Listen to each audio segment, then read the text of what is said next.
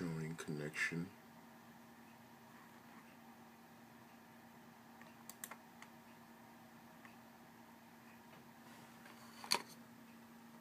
Printer is connected.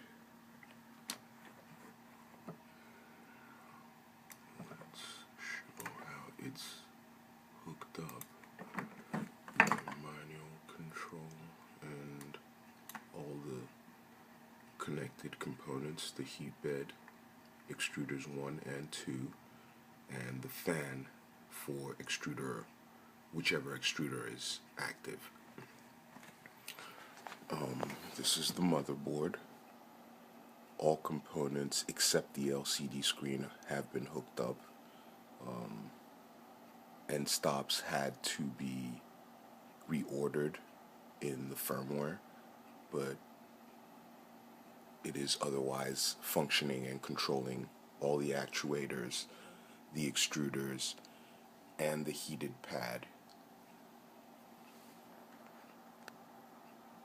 All components are being controlled accurately.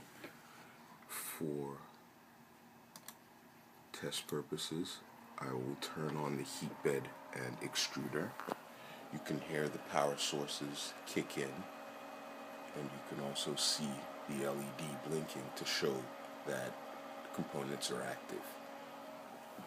I'll show, hopefully you can grab it, but you should see the temperature for the hot end rising. I'm going to turn it off since we don't want to damage any components, but you can see that it is at a temperature of 139 degrees centigrade, and the heated pad reached about 36 degrees centigrade. It's rising because it's still active right now. It's going up 35. See it at 36, and I'm going to turn that off as well.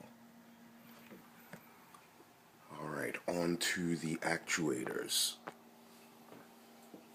We have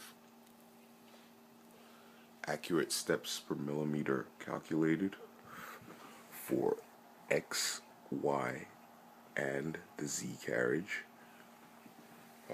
We have motion in both directions because the end stops are now functioning as they should.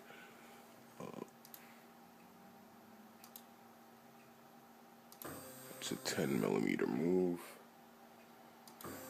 10 millimeter move on X, 10 millimeter move on Y, 10 millimeter move on Y, and a 10 millimeter move on the Z axis, which has a much slower feed rate, so you can barely see the motion, but it is configured accurately. I'm filming this so you can see the end stop get triggered and it stops. So there you have it. That's a report of the progress I've made in the last 2 weeks.